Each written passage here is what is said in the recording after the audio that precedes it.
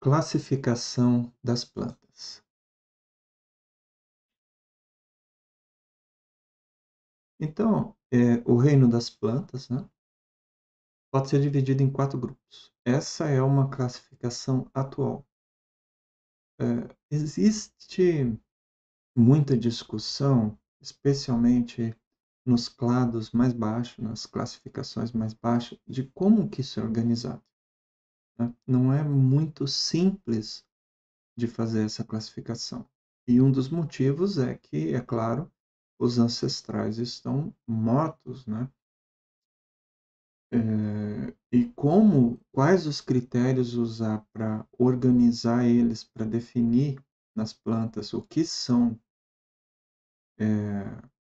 como que elas se agrupam, é uma tarefa muito grande. Mas então, essa classificação atual coloca o grupo, coloca o reino planta dividido em 4 grupos. As algas verdes, que não vai ser tema da nossa disciplina, não formam embrião. Os organismos são basicamente haploides, né? Tem, formam um embrião diploide, quer dizer, ocorre a fecundação do óvulo. Por um momento, com a fecundação do óvulo, ele vai ficar diploide, né? E logo a seguir vai entrar em meiose e produzir organismos haploides que vão se desenvolver. Então, as algas verdes são, pelo menos geralmente, organismos haploides. Como vimos, elas não formam embriões. As briófitas também são organismos haploides, né? Mas agora formam um embrião. Esse embrião, então, se desenvolve, né, como um organismo diploide e cresce durante algum tempo ligado ao corpo da mãe, que é haploide. Então, a gente diz que as briófitas, não só as briófitas, mas todas as embriófitas, têm 2 gerações, né? Elas têm as 2 etapas da vida, uma fase haploide e uma fase diploide. O termo para isso é haplodiplo-bionte. Uma fase haploide e uma fase diploide.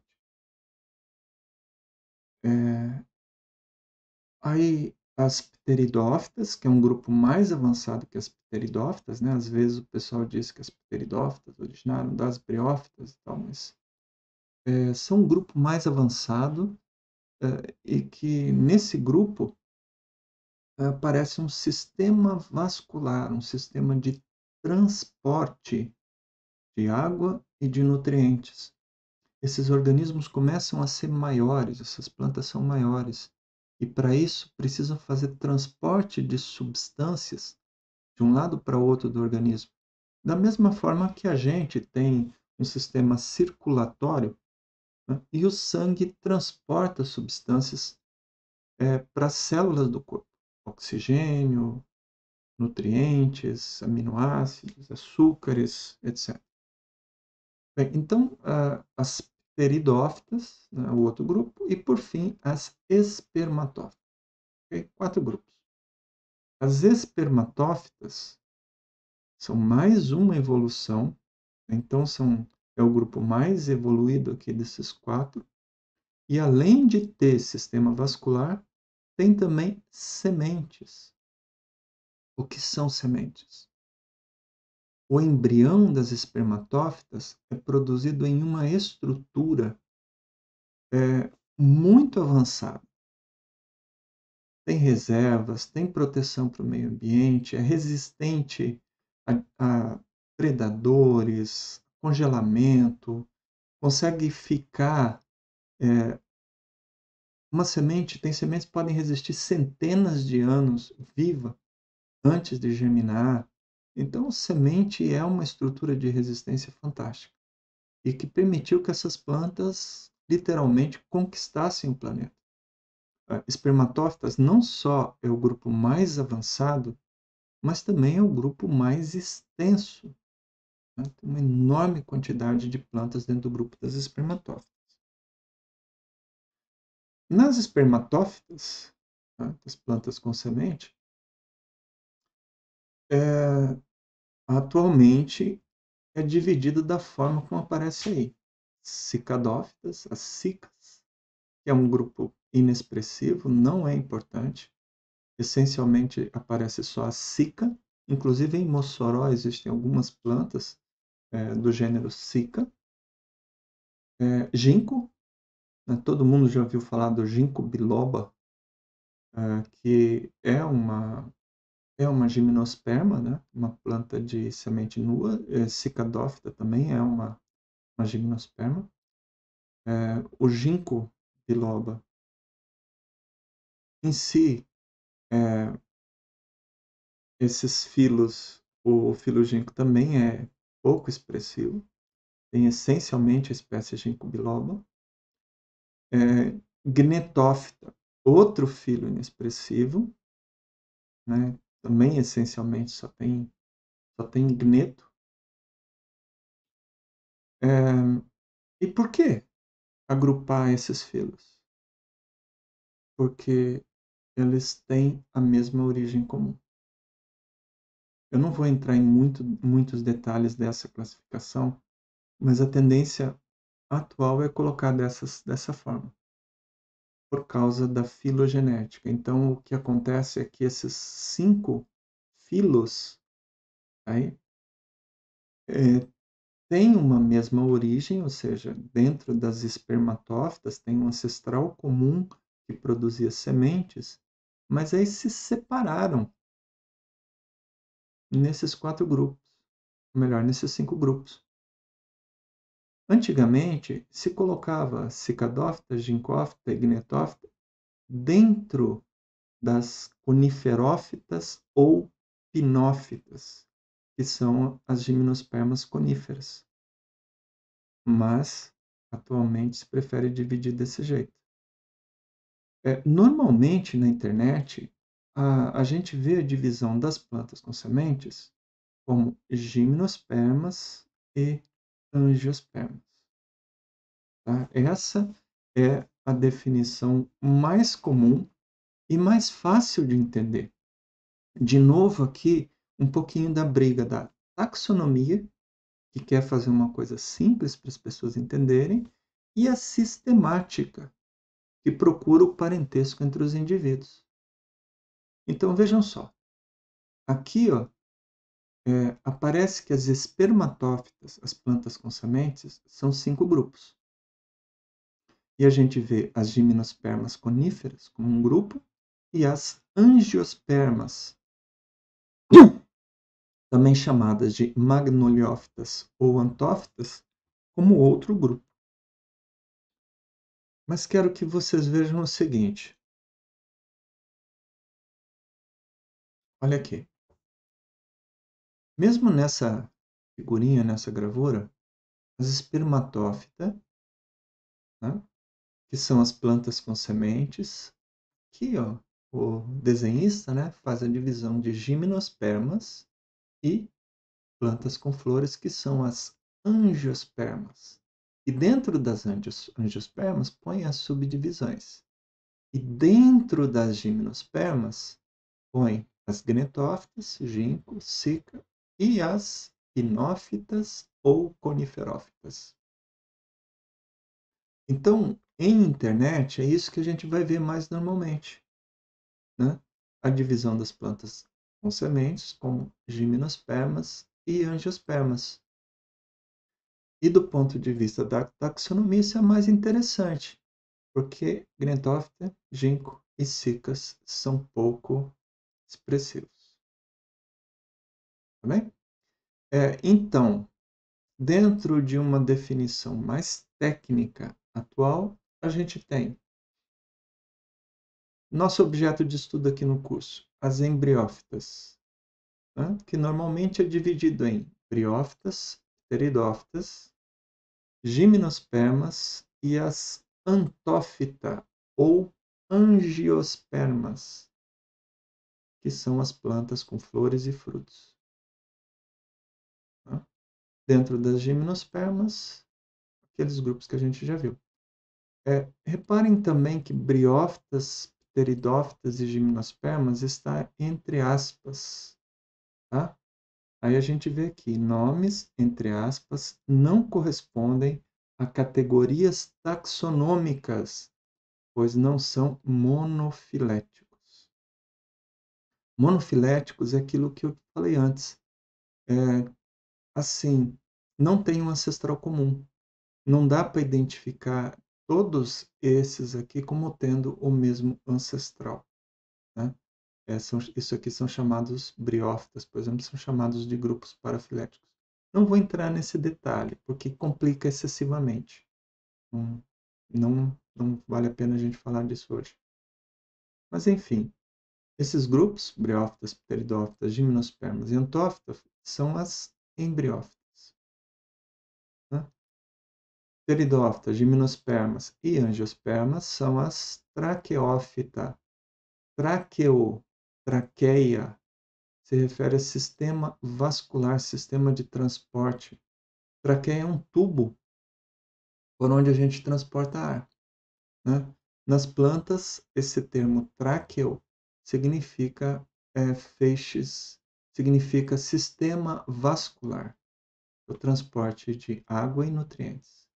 E espermatófita, esperma vem do grego semente, né? Então, fita é planta, esperma, semente, espermatófita, as plantas com semente. Gimnospermas, semente nua. Gimno quer dizer nua. Angiospermas seriam as sementes com flores e frutos, né? Protegidas dentro do fruto.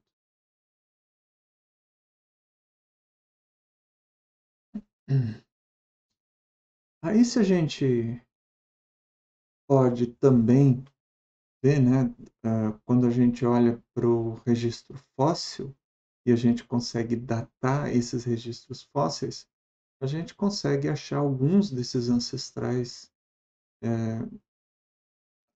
e mais ou menos saber a época que eles surgiram, né? Então, aqui vocês estão vendo o grupamento das plantas, né? Reparem, né, como é que ele faz. Isso aqui é o que a gente chama de cladograma, mais ou menos, né? Não é exatamente um cladograma, mas mais ou menos.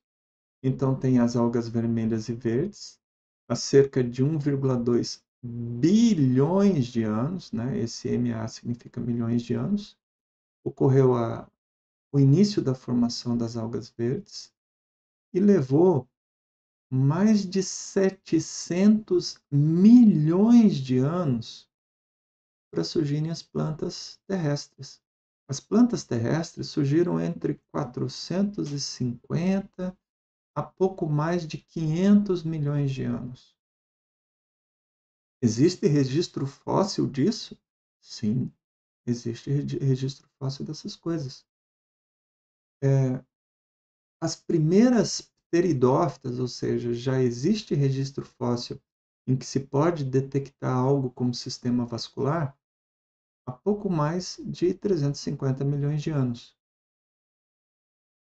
As primeiras sementes já apareceram há cerca de 300 milhões de anos. E as plantas com flores, né? Estão vendo aqui 183 milhões de anos, né? Então, isso aqui dá uma ideia de como foi a evolução das plantas na Terra, né? A gente vai ter na próxima aula uma aula sobre origem e evolução de plantas. Eu vou falar mais sobre o surgimento da vida na Terra e vou chegar até as briófitas, né? As primeiras plantas terrestres, para a gente falar um pouquinho sobre elas. Então, dentro dessa classificação das plantas, né, como a gente viu ali, né, os grupamentos das plantas, né, a partir desses grupos maiores, como a gente tinha visto, no grupo das briófitas, das pteridófitas ou das espermatófitas, a gente consegue fazer grupamentos menores, ou seja, a gente consegue reunir as plantas por afinidade. Por exemplo, dentro do reino planta, dentro das espermatófitas, a gente tem as angiospermas, são as plantas com flores. Claro, existe uma subdivisão aqui. Eu simplifiquei para vocês aqui. Tá? Nas angiospermas, a gente pode dividir nas classes dicotiledônia e monocotiledônia.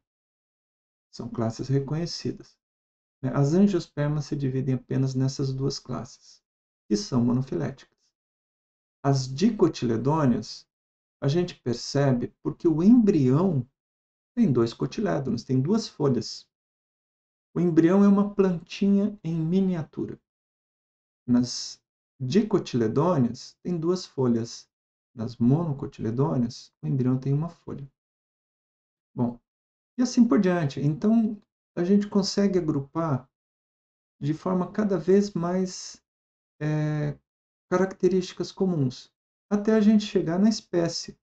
Aqui eu dei um exemplo da espécie cafezeiro, pé de café. O nome científico do café, Coffea arábica, ou Coffea arabica. Né? Gênero Coffea, família Rubiaceae, ordem Gentianalis e ama dicotiledônea. O milho, Zea mais, gênero Zea, família Poaceae, ordem Poales. É um capinzão, né? Milho. Todos os capins estão nessa ordem Poales, particularmente na família Poaceae. Milho, arroz, sorgo e os vários capins. Então é uma ordem muito importante essa, as Poales. Gentianalis é uma ordem importante também, muito grande, né? E um exemplo é o café. Então, aqui uma representação, né, dessa classificação, né? Os seres vivos, o domínio, né? Depois o reino, então o domínio é procariota ou eucariota, o reino planta, o filo, no caso aqui, angiosperma, né? Então aqui tem umas subdivisões do reino, né? Digamos assim. Aí o filo angiosperma e depois classe, ordem, família, gênero, espécie. Frequentemente a gente encontra subdivisões, né? O que torna a sistemática um pouquinho mais complexa.